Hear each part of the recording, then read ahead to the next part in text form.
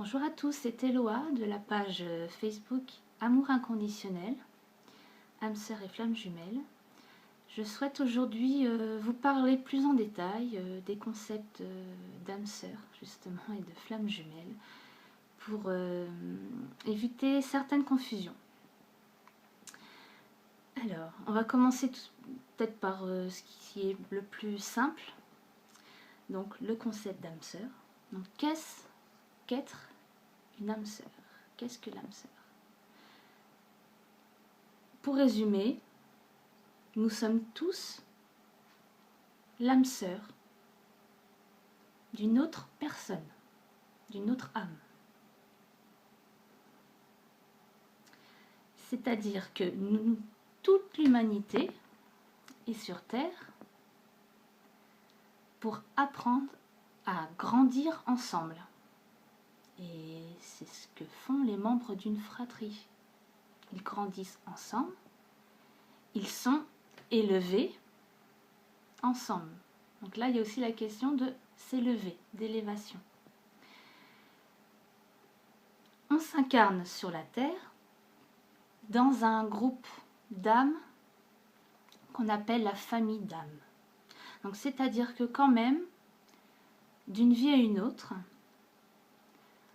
on va retrouver les mêmes personnes, pardon, je perds ma voix, désolée, avec qui vous avez déjà eu d'autres vies en commun, avec lesquelles vous avez appris certains points, et vous les retrouvez d'une vie à l'autre pour approfondir et guérir ce qui a été vécu ensemble. D'une vie sur l'autre, on va expérimenter toutes sortes de liens. Donc par exemple, avec une âme en particulier, dans une incarnation, on va être frère et sœur. Dans une autre, on pourrait être parents. Les relations aussi mère-fils, père-fils. Les relations également amoureuses seront testées. Tout ça dans l'unique but de faire briller la lumière qui est en nous. Car tout est énergie, tout est lumière. Quand vous êtes en lien avec une ou plusieurs âmes sœurs, vous êtes connectés l'un à l'autre par l'intermédiaire de vos chakras. Donc les chakras, pour ceux qui ne savent pas ce que c'est, ce sont des portes énergétiques à l'intérieur, on va dire ça comme ça, de chaque âme, qui sont positionnées le long de la colonne vertébrale et qui donnent accès au canal de lumière au-dessus de la tête. Il y en a 7. Chacun de ces chakras vous relie à une partie, on va dire, une manifestation de l'amour divin. Donc, le but des âmes sœurs et de tout être sur cette planète, au final, ça reste toujours de développer l'amour en soi. Et de prendre conscience que cet amour n'est qu'énergie, que tout autour de soi est énergie.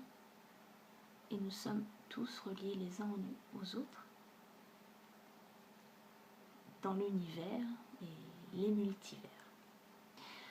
Ça, c'était la petite parenthèse énergétique, qui n'est pas anodine, puisque j'ai le sentiment parfois que, comparé au concept de flamme jumelle sur lequel je vais venir juste après, on a l'impression que être âme sœur, c'est moins bien, c'est moins épanouissant, c'est moins important. C'est faux. C'est faux dans la mesure où, je le répète, on est tous des âmes sœurs.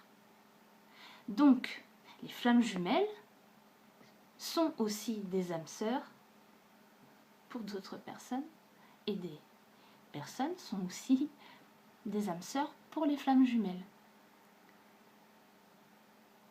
Donc, à ce niveau-là, on est tous, je dirais, on est tous égaux. On est tous dans une parfaite unité. Maintenant, on va venir au concept de flamme jumelle. Alors, pour l'expliquer le plus clairement possible, je crois que la première chose à dire, c'est que les flammes jumelles sur la planète Terre est un phénomène rare. Et là, je pèse mes mots. Comment savoir si on est une flamme divine?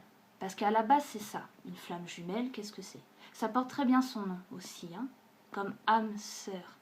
Je vous ai expliqué, il y a ce lien de complicité, on grandit ensemble, voilà. Donc c'est très bien choisi. Pour la flamme jumelle, c'est très bien choisi également.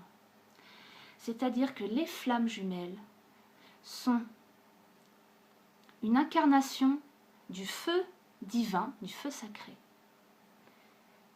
qui est représenté par le couple divin. Et on les appelle flammes jumelles parce que chaque flamme divine a son, on va dire son identique, son jumeau, en tant que flamme. Donc c'est pour ça qu'on les appelle les flammes jumelles. Mais la notion de gémellité, là, elle est vraiment primordiale. Alors, pourquoi c'est rare? Et comment, je vous disais, comment savoir si nous-mêmes on est ce qu'on appelle une flamme divine? Une flamme divine, c'est quelqu'un qui est là, quand je dis là, qui est sur terre. Hein. Sa mission, c'est d'apporter l'amour divin sur terre. Il a un rôle de phare. Enfin, elle. Mais bon, en même temps, il y a aussi des flammes masculines. Hein, mais en tout cas, la flamme jumelle, globalement, c'est son rôle. C'est parce qu'elle va transmettre, c'est sa mission. C'est d'éclairer les autres et éveiller les consciences à cet amour universel. Donc, une flamme qui est incarnée est une personne qui est très élevée spirituellement. On ne lui a rien appris. Elle a déjà les connaissances que finalement tout à chacun a en soi. La flamme jumelle s'est déjà éveillée dans sa conscience. Et c'est pour ça qu'elle est en mesure de pouvoir éclairer les autres.